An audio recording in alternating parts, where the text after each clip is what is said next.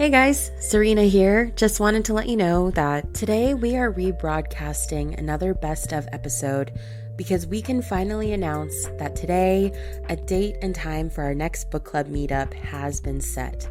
Australian author Charlotte McConaghy will join us on Friday, July 29th at 6 p.m. Pacific Standard Time or 9 p.m. Eastern Standard Time to discuss her books Once There Were Wolves and Migrations in an intimate virtual hangout with other fellow Earth to Humans listeners. Charlotte's work has re-envisioned climate fiction and given voice to an ever-looming and frightening reality that we may all soon face if we fail to care for our planet. After listening to today's episode, we hope it inspires you to run to your local bookstore and pick up a copy of her books so that you can join in on this discussion in a few short weeks.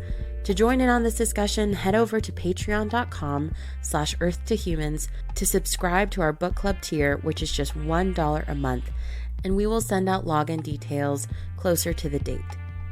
So take the next month to read her books and marinate on questions you may have for her, and we will see you Friday, July 29th at 6 p.m. Pacific Standard Time, 9 p.m. Eastern Standard Time, with author Charlotte McConaghy to discuss her books Once There Were Wolves and Migrations. Again, that's patreon.com/earth2humans to join in on this awesome conversation. See you soon.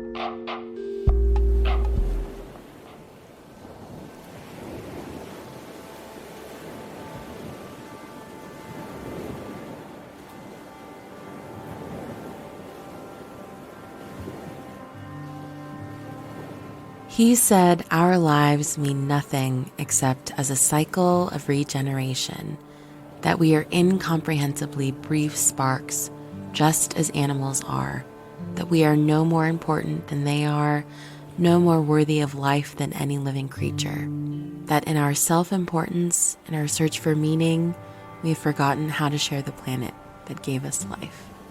Charlotte McConaghy, Migrations. And today's guest on the Earth to Humans podcast.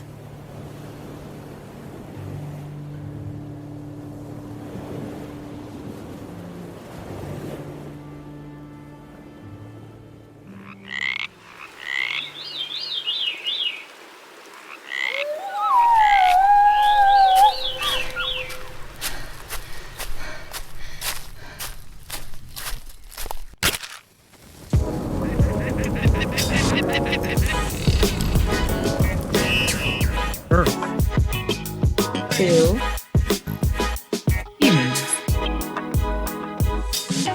Earth to humans?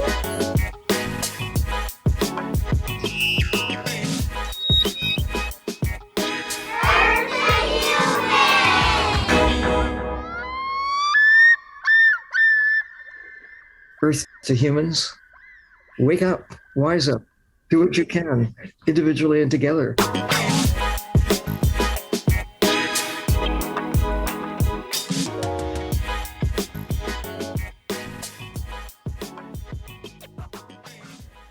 The very first book I read by today's guest haunted me for weeks after finishing it. I couldn't shake the reality of the near future world that she creates, which feels as terrifying as it is tangible and close. The reality of a world without animals. I knew I had to bring her on the show somehow, and I'm so glad we were able to have today's conversation. Charlotte McConaghy is an Australian author living in Sydney and the mind behind two international best-selling novels, Migrations and Once There Were Wolves. Charlotte's books are sweeping, beautiful, and haunting as they tackle issues related to the frayed and fragile relationship that we humans have to the natural world. Today, we'll discuss both of her latest novels, the necessity of empathy and preserving hope in the face of devastating ecological and interpersonal loss. Charlotte will also be joining us for our next Earth to Humans book club, which you can find more information about at patreon.com/earth2humans.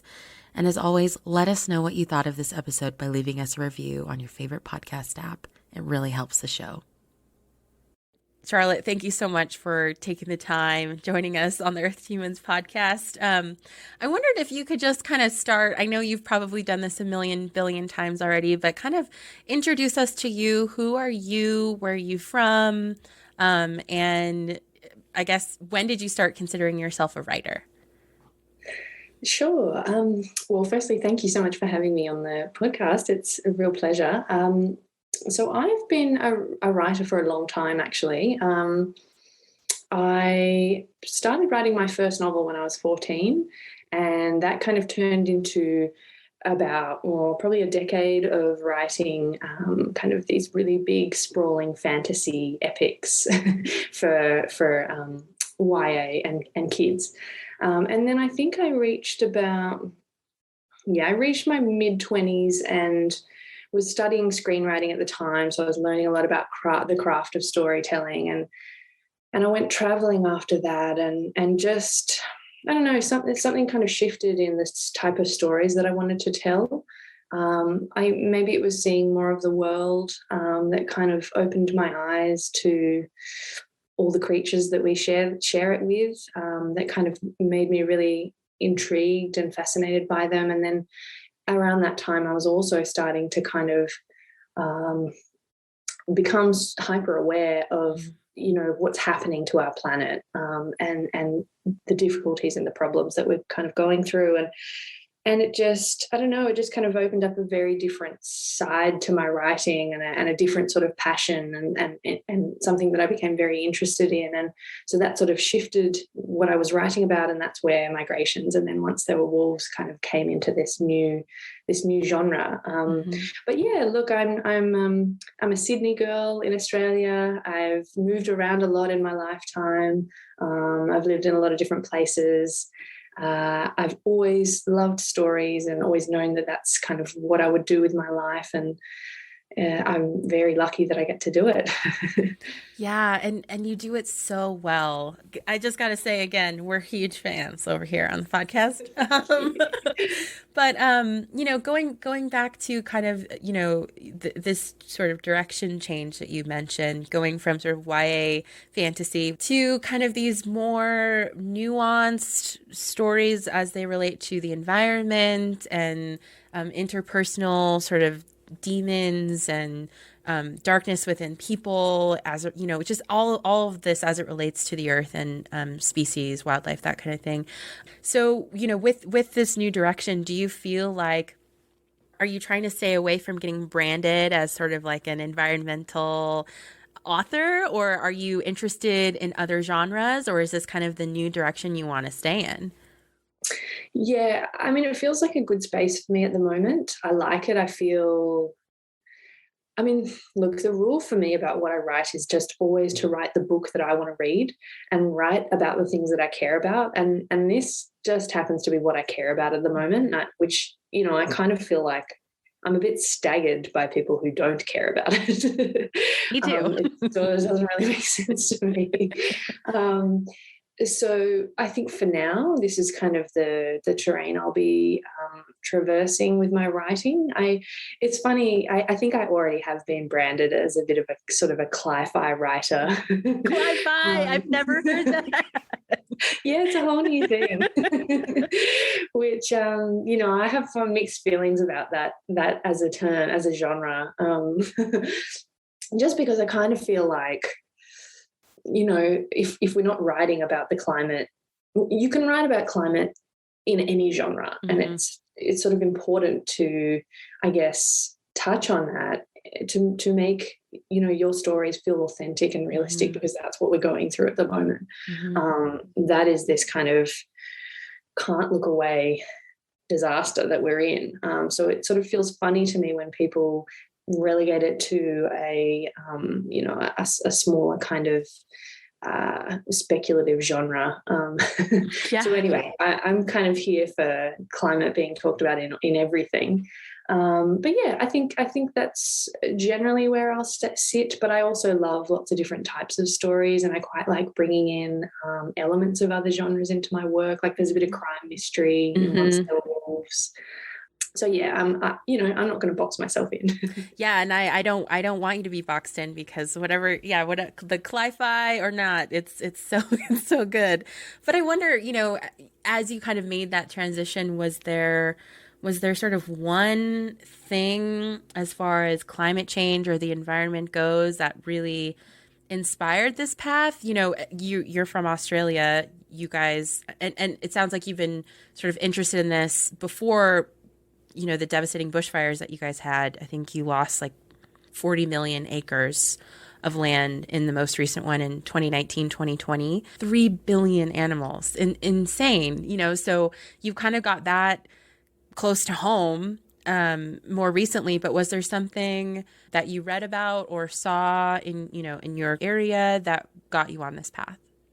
Yeah, it actually was a very specific article I remember reading that just kind of changed the whole way I looked at everything. And it was really simple. It just basically said, we're looking at a future without animals. This is kind of what we're barreling towards. These are the stats. These are, we've lost so many of our wild animals just in the last 50 years alone. And I think it's like nearly 80% now. It's insane to me. So that really triggered that whole kind of, I guess, it was a bit of an existential crisis. I mean, it was just like, how do you kind of comprehend a world where we're the only living creatures? And I know that there's a lot of, the loss of the animals will impact us enormously, but just on a kind of emotional level, looking at what it would feel like to be here alone, that's the whole basis of my novel Migrations. And I just found that once I had that question in my mind, and I couldn't sort of look away from the terrible kind of extinction crises, and just, I don't know, just been really kind of shocked by the apathy of people. We're losing kind of species every day, and I don't know, it just feels like nobody seems to care, or nobody knows what to do is maybe more of the problem. So yeah, I think I can trace it back to that moment actually. And like kind of before we get into it, we're going to be talking about your most recent novel, Once There Were Wolves, but also your previous novel to that, Migrations. And I wonder if you could just kind of, in your own words, give us kind of the lowdown synopsis of both of those books. Sure. Okay, so I'll start with Migrations because I was just mentioning it. So it's the story of Franny Stone, who is an ornithologist who decides to follow the last flock of Arctic terns from the Arctic to the Antarctic. And she does this because she's living in the very near future where during the peak of the extinction crisis, when all the animals really are either gone or very close to. And it's kind of the story of her life, the mysteries surrounding what's kind of led her to take on this enormous, very difficult journey. Her relationship with her husband, her search for family. There's a bit of a crime thing in there. But ultimately, it's just kind of it's an epic journey of her own redemption and trying to kind of reclaim hope where it seems lost. And then Once There Were Wolves is the story of another kind of fierce female scientist who is a biologist who's been charged with reintroducing wolves into the Scottish Highlands. And she does that on a kind of rewilding mission to bring the landscape back to life, despite the fact that there's a lot of pushback from the locals there who feel that this predator being reintroduced is a threat to their farming, their livestock. So she's really kind of up against it. And then a body shows up and she's sure that her wolves are going to get blamed. And so she does a kind of very reckless thing to protect them and then needs to kind of set out and find the actual killer to save the wolves. I got to say, when I did when I did read that part in the story, I was like, I audibly gasped. I was like, no way. Okay. But it was just such a moment. And for me, as someone who works in this field, you can get so consumed, in your sort of little corner of the world with what you're doing, that I empathize with a lot of, I guess, her thought process in the novel. And one of the things that really sat with me is the condition that she has, mirror touch synesthesia. where it causes individuals to experience sensations and, you know, particularly pain of another person by looking at them. And to me, as an extreme empath, you know, I really felt that. I really felt what Inti was experiencing, you know, when she looks at people or looks at animals suffering and kind of can't almost even bear it, you know. And I wonder if you saw her extreme, I mean, it is a real medical condition, but you know, would you kind of categorize that sort of extreme level of empathy as a sort of disadvantage, or kind of her superpower? Because sometimes I feel like it's both in my line of work. You know, I do think it is one of the great things about me that allows me to connect with people and the animals that I'm working with, but it's also so hard to be in this sphere as you see all the things that are going wrong and all the destruction, devastation, and just how your hard work can not pay off sometimes. So I just wonder, you know, what you think about that as far as empathy goes, and sort of big picture, is empathy kind of a good thing or a bad thing, or both? Well, I mean, look, everything that you've been talking about is pretty much the whole thing that I'm exploring in this novel. That idea of, is empathy a curse or a gift? Mm. And that's something that Inti really struggles with in this book, because she does have such an extreme version of it. And initially, you know, when as a child, she kind of views it as this beautiful connecting thing that's kind of, you know, almost magical, which it does seem almost magical, this amazing condition. But as she kind of grows older and has more experiences of other people's capacity for harm, she starts to recognize the vulnerability in being that empathetic and that connected to people. And I think it just one too many things push her over the edge, and she kind of is quite damaged by it and closes herself off to it. Mm-hmm. So that's the kind of struggle that we kind of see her having in this book. She's instinctively this kind of very kind, compassionate, empathetic person, but she's had compassion fatigue. Mm-hmm. You know, it's too much for her to care so much all the time. Mm-hmm. So and to be that exposed to other people's experiences, it is dangerous for her. And so, yeah, she's struggling with that in a big way. And I think it's kind of it's her journey throughout the book to sort of reconnect with her ability to feel that empathy and to feel that kind of love and tenderness towards people and animals. And I mean, she's always got it for the animals because that's sort of who she is, but she's really lost her faith in people and kind of, I guess, yeah, just closed herself off to them and trying to escape them. And so this is really a story about her reconnecting with that side of herself that can empathize, and that's brave enough to do so. You know, I think it takes a lot of courage for people who are highly empathetic to kind of allow themselves to be that vulnerable. So yeah, that's her story. And I mean, I think ultimately the book is very much about how important empathy is to our world, and you know, to be able to empathize with each other, with ourselves, with the natural world. I think, you know, we would be in a lot less trouble if we were all better able to do that and remembered to do that, because that's the other thing. You know, you may think that you're not a very empathetic person, but it's a learned skill. People can practice. You can practice empathy. You can learn it. You can be better at it. You can become more empathetic than you thought that you were. So there's really no excuse. And kind of as I finished Once There Were Wolves, I kind of felt like these two books kind of exist in the same universe. Do you feel the same way? Yeah, a little bit, maybe. Maybe, you know, Wolves is kind of actually the prequel to Migrations. But there's something kind of terrible about thinking of it that way, because then I think that all these kind of rewilding efforts that's in Once There Were Wolves just have come to nothing. If we wind up in a world like Migrations, and I really hope that doesn't happen. Right. And, you know, I don't know, some days I feel really pessimistic about it, and other days I feel very optimistic. And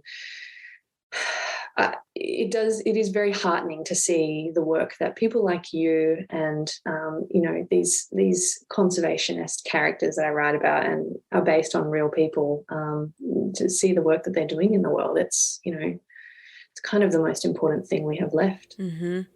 Do you think in the universe of migrations that was the end of it? Do you think that there was still hope that we could come back from this? Do you feel like that is our future if we don't act? How do you view that world that you created in migrations? I do think that's the world that we're creating right now, that we will arrive at if we don't do anything. And actually, I think it'll be a lot worse than the book. Because I intentionally didn't kind of delve into a lot of the more practical implications of species extinction. So what that would do to our food chain and what the loss of forests would do to our environments and our temperatures and sea levels, and just there's so many implications that I didn't even touch on, because I wanted instead to just look at, like I said, the emotional impact of this idea of the loss of species. And I wanted the world to also look really, really familiar to how it does now. I wanted it to feel like it could be just around the corner, that suddenly we've lost all these creatures. So I do think that's kind of where we're headed if we don't change. And like I said, I think it'll be actually quite worse than that. But I also kind of feel like there's not a lot of point in writing a story like this unless it's to write towards hope. And to give some sense of, hope as an energizer, as something that can galvanize us and give us the energy that we need to kind of take up that fight. I don't know. I don't think there's much point in writing a book where you kind of walk away from it and just feel like everything's crap. Like I'm depressed now. And it is a sad book, of course, but I hope that I've left it with a kind of a direction at the end and a sense of purpose. And without giving away the ending, of course, I did want to leave Franny with that sense of purpose, because all's not lost. We haven't lost the battle.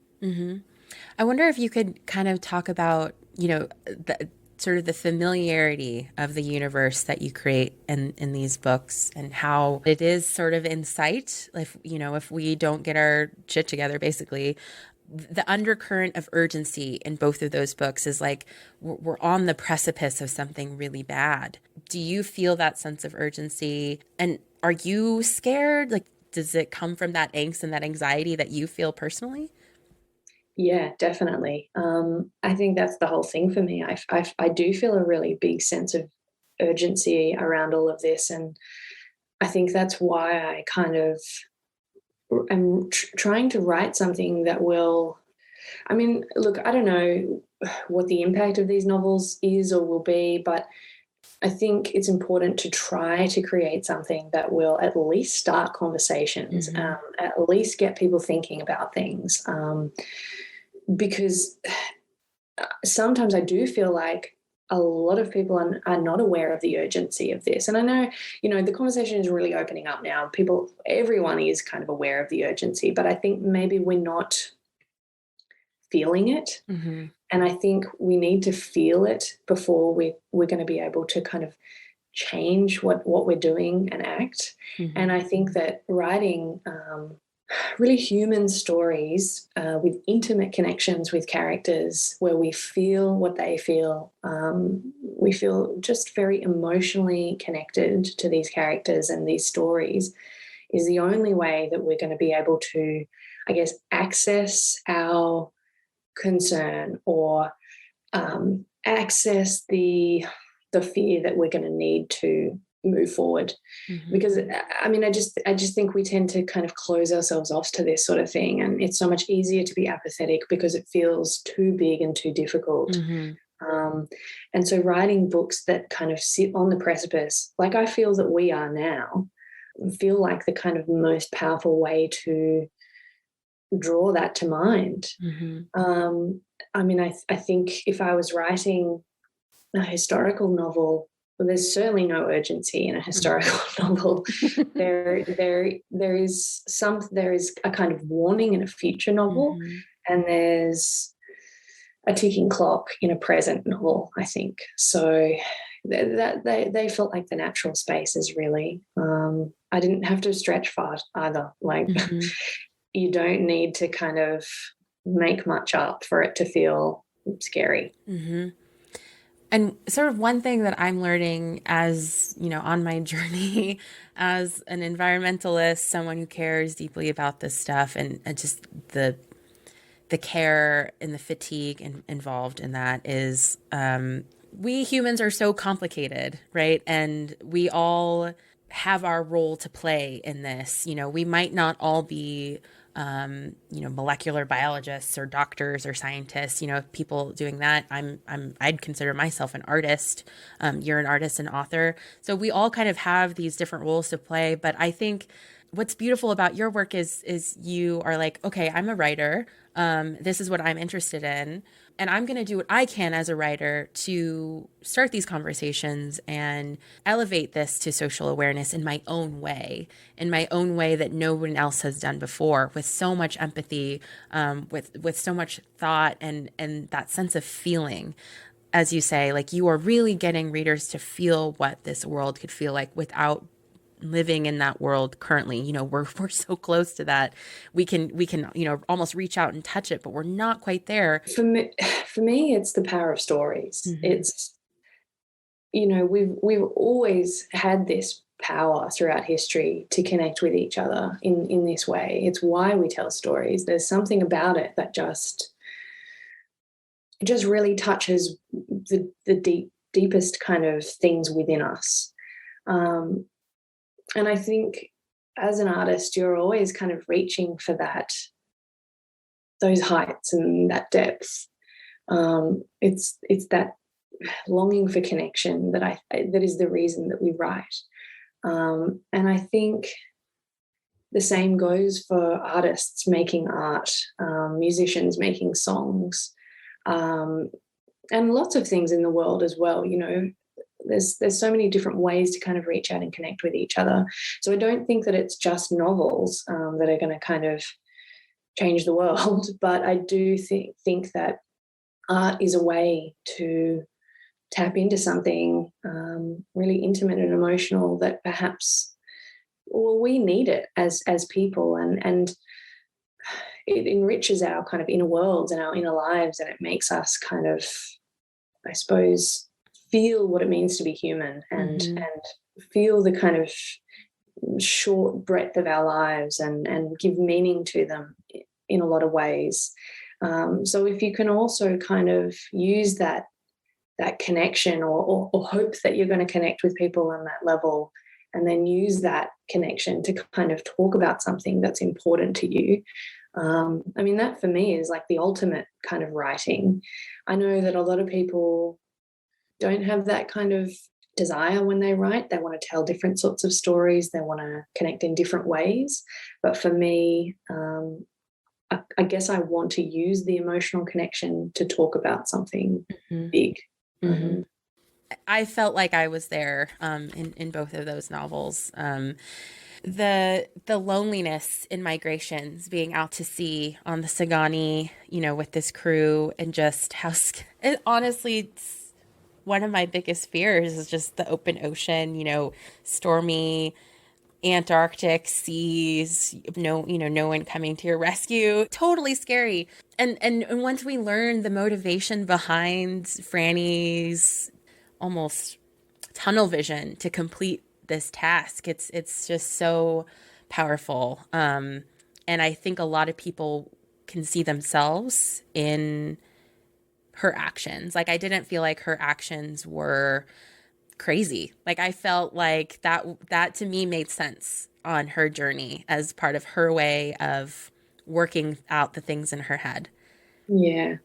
I mean, she's dealing with so much loss and grief. And we all know that makes people do kind of profoundly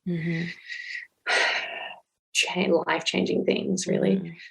No, I'm glad that you kind of felt believed her motivations and didn't. There are definitely readers who find her quite difficult to stomach, and just sort of, I guess, can't relate to her behaviour.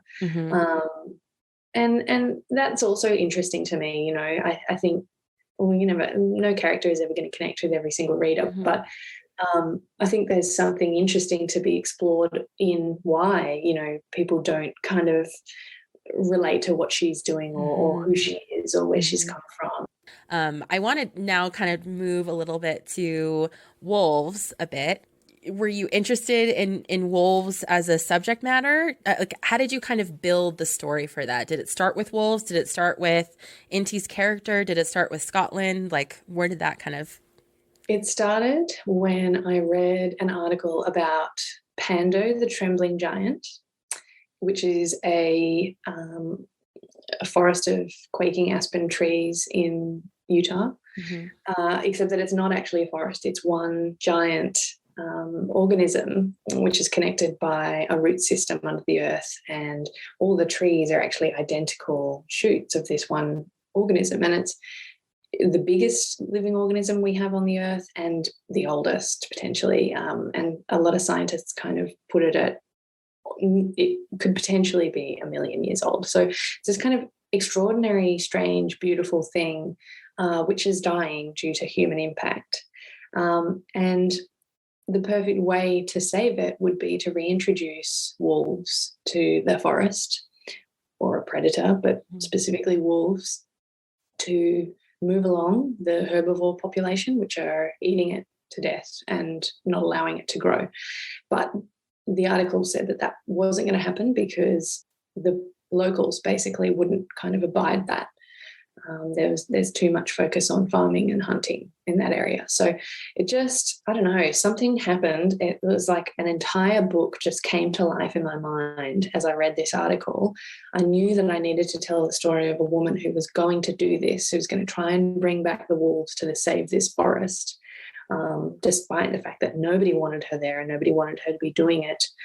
And I kind of went for a walk and I pulled in all these little things that I'd been sort of interested in. So I was interested in twins. So I was like, okay, I'm going to make her a twin. I knew that I wanted to write a story about someone with mirror touch synesthesia. So I was like, okay, it's Inti. It's perfect for her because there's going to be a story about empathy, connection. It's perfect to have a character that's all about kind of empathy and lack of empathy and etc. And I knew that I wanted... the crime came in straight away. I knew that there was going to be a body and that she would have to kind of, it would look like the wolves, but would it be the wolves or not? And it was just like I got home from this walk and the whole thing was just there. And it was so strange because normally my ideas just they're like getting blood out of a stone. They take forever. And I'm kind of building them and molding them and picking them apart for ages. And the characters take a long time to sort of calm. And I mean, maybe I'm just saying that because that's what's happening with my current book. But anyway, this Wolves was totally different. It was just this amazing kind of fully formed thing. And of course, it was difficult to then write it. And I sort of realized, oh my God, I don't know anything about wolves. I don't know anything about, working with wolves, using them to rewild. I don't know anything about being a biologist. Like, why have I done this to myself? But I just kind of set out and did a heap of reading. The research for this book obviously was massive before I could even kind of start it. But it was just great to have that basic plot line there, really. And initially it was set in Utah, but I kind of... it didn't feel quite right to me. I've never been there. It's not a place that I know, which didn't feel like the right thing for me to write about, whereas I have a bit more of a connection with Scotland. I have Scottish heritage. I've been there. And it felt like the right kind of aesthetic and mood for this sort of story. Those sort of kind of beautiful, bleak, wintry mountains. And they're actually dealing with... or discussing this exact topic of whether or not they should reintroduce wolves. Yeah. Scotland seemed to be sort of the perfect setting for this, because you do have that history of eradication and removal for the sake of agriculture, and sort of this long-standing attitude towards predators. I think Ireland's kind of the same way. UK, it's all very similar. Where I think that the biggest predator they've got in some of these places are like foxes, or and that's kind of it. And you've eradicated some of these beautiful predators that used to be on this landscape and used to be part of the healthy aspects of this landscape, and how our vision of what these places look like, Scotland, rolling hills, sheep, and slow living agriculture. It's beautiful, but that is not what the landscape is supposed to look like, and I think it's I felt like it was the perfect place to kind of convey that. We kind of talked about your interest in sort of some of these environmental issues, but there is this thread of sort of human wildlife or human conservationist conflict, kind of going back to when I mentioned, your portrayal of a working biologist dealing with these people, be it Franny working with these fishermen who hate her, and, what she stands for is trying to save the terns and therefore saving the fish, or Inti trying to reintroduce wolves into a place that doesn't want them. Where does that sort of interest come from? Look, conflict is kind of the cornerstone of any story. So that's what you look for when you come up with an idea. You think, all right, well, if this person is trying to do this, who's trying to stop her and why? And so that's the kind of basis for my research. And I looked a lot at specific projects like the Yellowstone Rewilding Project, the reintroduction of the wolves there in the 90s. And it just taught me so much about what they were up against at the time, and this really huge conflict that came out of it.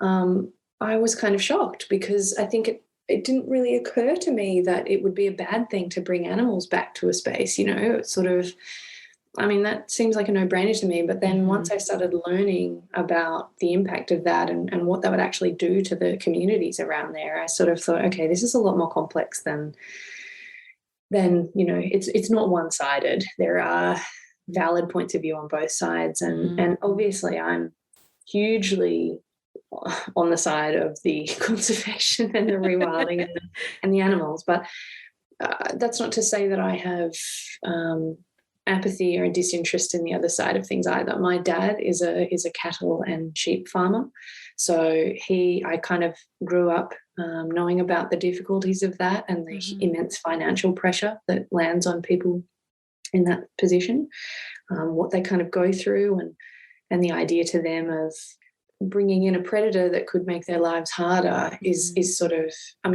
that's a betrayal from their government and from they're being let down as they view it.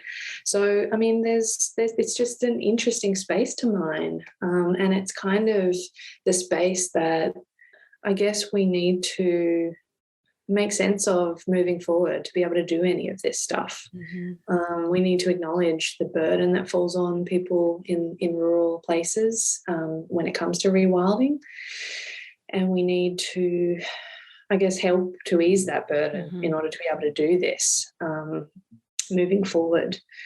And I don't know. I guess I just tried to put myself in these situations and read a lot about it to kind of figure out, okay, what are the opinions, and I was actually shocked at kind of how hard it was to get that Yellowstone project through, and the protests and the defiance and the rage that it kind of brought up in people, and otherwise really calm, kind of reasonable people were having these kind of immense feelings around wolves, and the same on the other side. Calm people were kind of feeling very passionately pro wolves. It's just this kind of amazing thing, and I don't know. It felt like a great space for a story. Yeah, and you do that dance with those nuances so beautifully. I think a lot of people tend not to look at those nuances because it is so easy to just demonize or vilify, the opposition.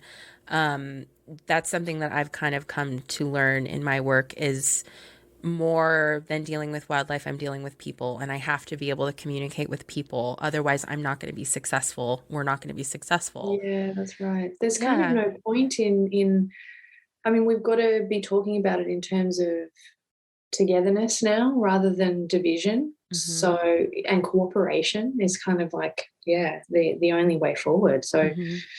yeah, I mean, you're so right. Yeah.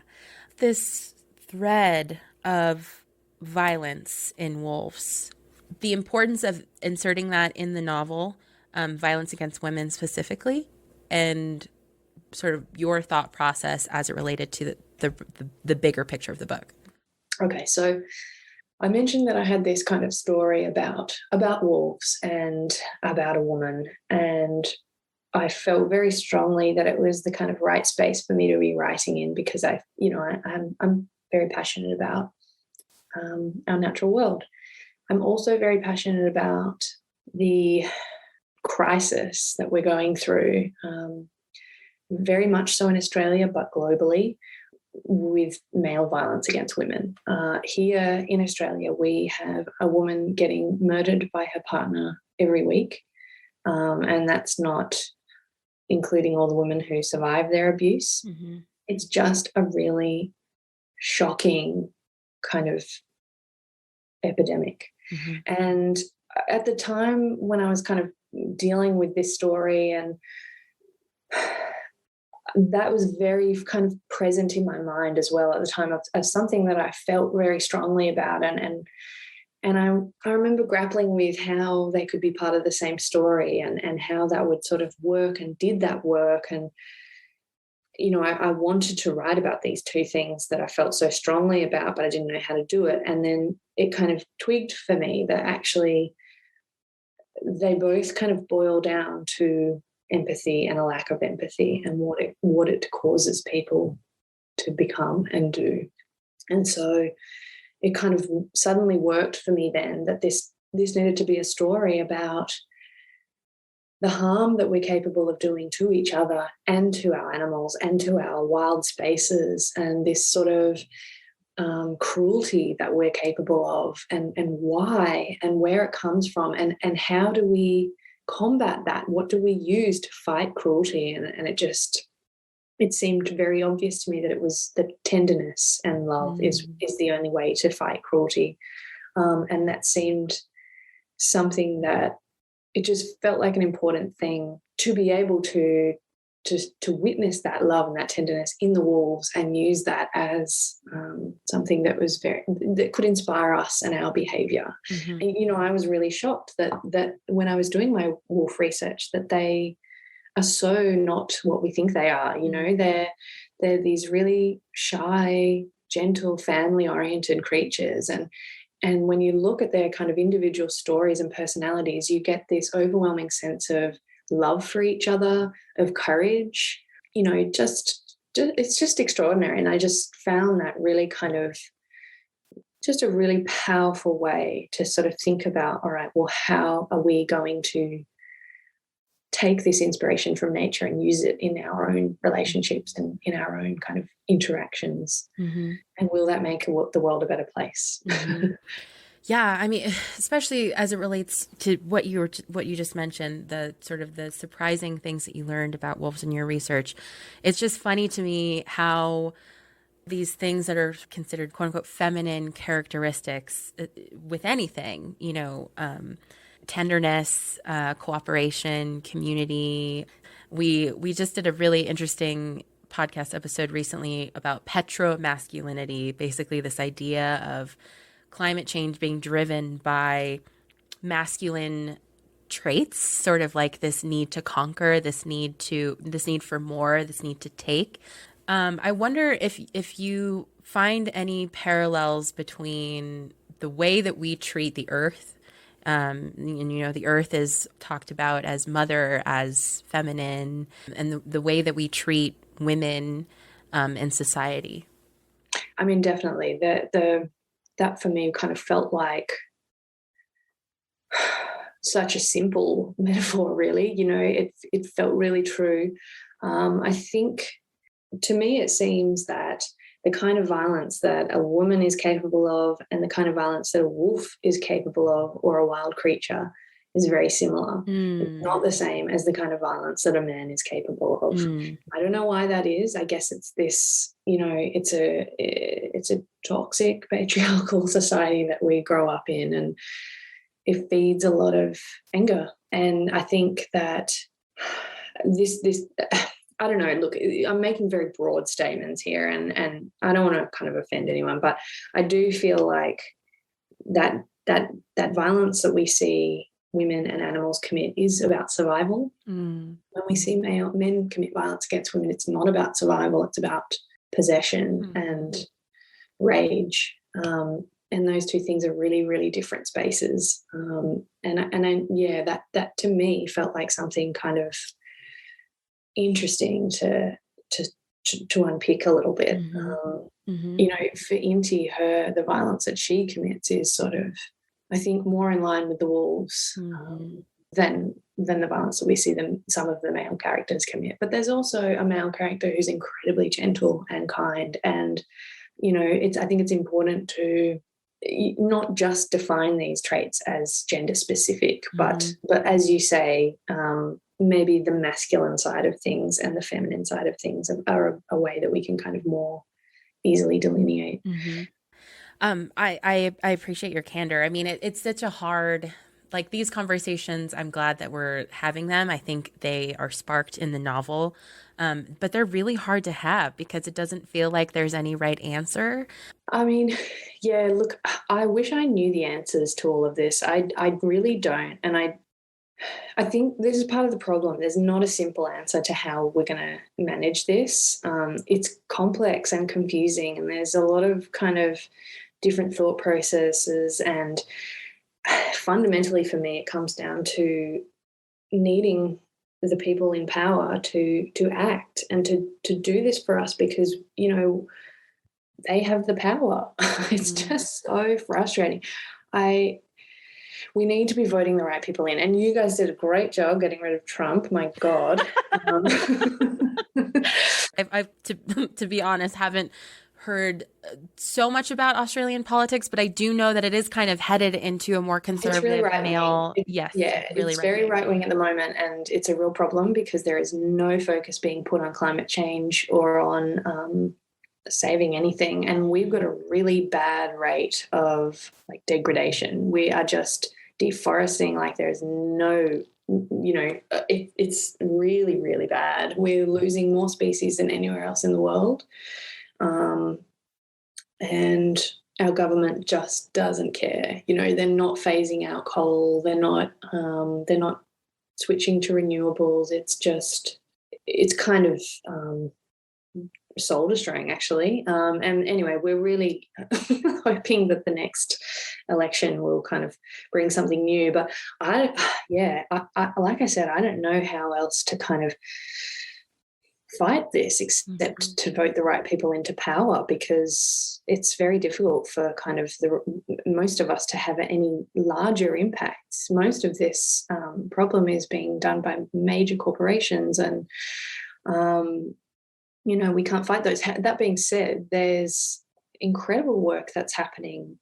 Like you said, because our governments aren't supporting us, there's people that are really stepping up and fighting and doing extraordinary work towards this, saving this planet. But I don't have any answers, I'm afraid. Yeah. And I think that's, that's what I struggle with all the time. And it's that kind of unanswerable question.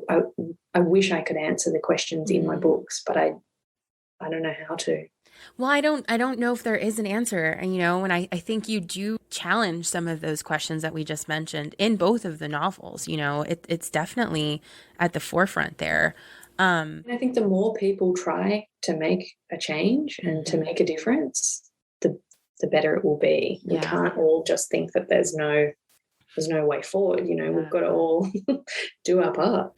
There's this push that I try to do for people that kind of navigate this sphere of despair, loss, pain, this need for self-care, right? Like individuals like activists, we have to take care of ourselves because there is so much despair.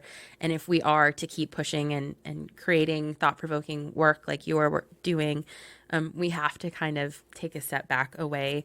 Is writing self-care for you? Is kind of immersing yourself in these worlds therapeutic? Is it frustrating? Is it like an outlet, or do you do something completely different? Is it, you trash television is my favorite way to kind of escape. What do you do to kind of navigate self-care?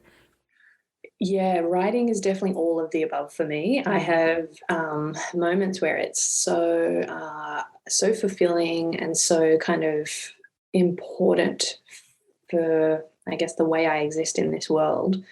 It can also be really hard and really exhausting and just kind of challenge me to go to places that, as you say, become quite draining. And yeah, then I do need to step away and self. So it's this weird kind of balancing act. Sometimes it's my self-care, and then sometimes I need to self-care because of it. I love TV. I love watching TV. I love reading. I guess just being able to kind of, I do actually need to watch crappy TV sometimes. I got you to admit it. Totally. I mean, I love watching great TV, but I also love to just be able to switch off and kind of go, ugh, don't think about anything serious. Don't think about the world ending. I just kind of wrapping up a little bit. You are a mother, and we on the show have talked a lot about how do we talk to kids about climate change, and how do we talk to kids about sort of like the state of things without just scaring the crap out of them. I wonder how, as you're kind of spending a lot of time in this sphere of thought, thinking about the state of the world, the planet, the bleak future that's potentially ahead of us, but also as a mother, how you are navigating that. I'm just really curious. Well, I have a natural inclination towards total honesty. And just first of all, I should say my son is only 5 months old. He's definitely not comprehending anything about climate change yet. But like I've got friends with kids, and I remember talking to one of them asked me at one point, "Are we going to die from climate change?" And I remember I had to really check myself to not just be like, "Well, maybe." My instinct is to kind of go into explaining everything about it all, and I sort of realized that his parents would not have appreciated that. They're a lot more protective, I suppose. So, yeah, that is something that I'm going to have to figure out for myself, how far I kind of let him into the, how far I open Pandora's box. And actually, this is kind of something that I'm exploring in my new novel, which I'm working on at the moment, I guess that idea of raising children in a dying world and our responsibilities around that and how we do that. And, we've got to kind of raise this generation to be better than we are. But it's also, it's really crummy to just sort of dump all of the bad stuff that we've done on them and say that, let it be on your shoulders to fix this. We don't want to do that, but we need them, I guess, to be courageous and forward thinking, and I think they will be. I don't think being born into a world that's in crisis, I don't think they could not be. But I think about it all the time. My partner's very kind of proactive about, okay, what kind of world do we want to leave to our son? Well, I don't want to leave a world that's got plastic all in the friggin' creek. So let's just go pick up all the plastic in the creek when we walk past it. Just little things like that. Do we want to leave a world that relies on, fossil fuels? No. So let's transition our house out of having a gas stove. Just things like that, like trying to think forward, far ahead, how we can kind of set things up for him as best we can. But I'm going to be honest with him. I don't think I'm going to be able to not be. Wow. Well, I appreciate this conversation, Charlotte. It's been such a pleasure. Once There Were Wolves is out and folks can go purchase it at your local bookshop or online, anything you can tell us about the next book besides what you've already mentioned? When will it be out? No pressure. But we're all very excited. I don't know when it's going to be out because I'm still writing it, but it's set on a sub-Antarctic island, and it's about a man and his 3 children living on this island as caretakers. The oceans are rising really swiftly and they're getting trapped. And a woman washes up on shore and they don't know where she's come from or who she is, and there's a bit of kind of mystery and intrigue around that. And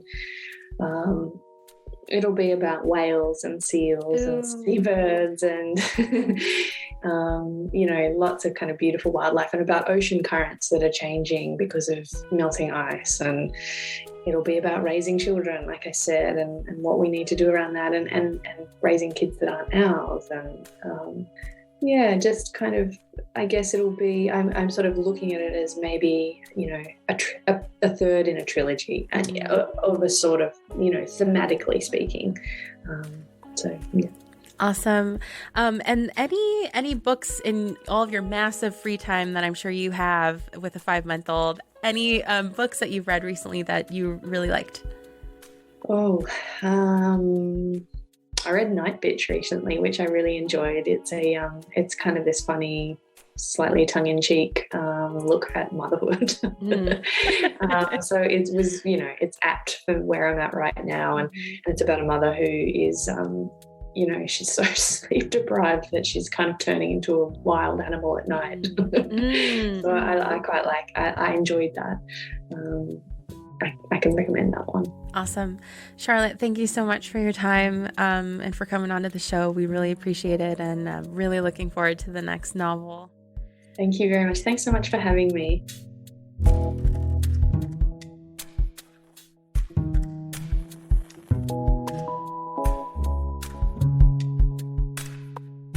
Earth to Humans is a production of the Wildlands Collective. It's produced every other week by Serena Simons, Matt Podolsky, and Hannah Mulvaney.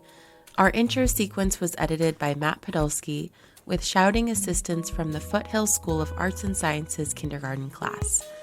Nozomi Takayabu makes original artwork for each episode of the show, which you can find at wildlandsinc.org/ETH, as well as photos of Charlotte and links to the books. And if you haven't already, leave us an honest rating and review. It really helps other folks find the show. If you liked what you heard and want to support the work that we do, consider joining our Patreon campaign for as little as $1 a month at patreon.com/earth2humans. We're also on Instagram at earth2humanspod. Audio samples used in the intro sequence were provided by the Macaulay Library at the Cornell Lab of Ornithology, and today's music is by Blue Dot Sessions.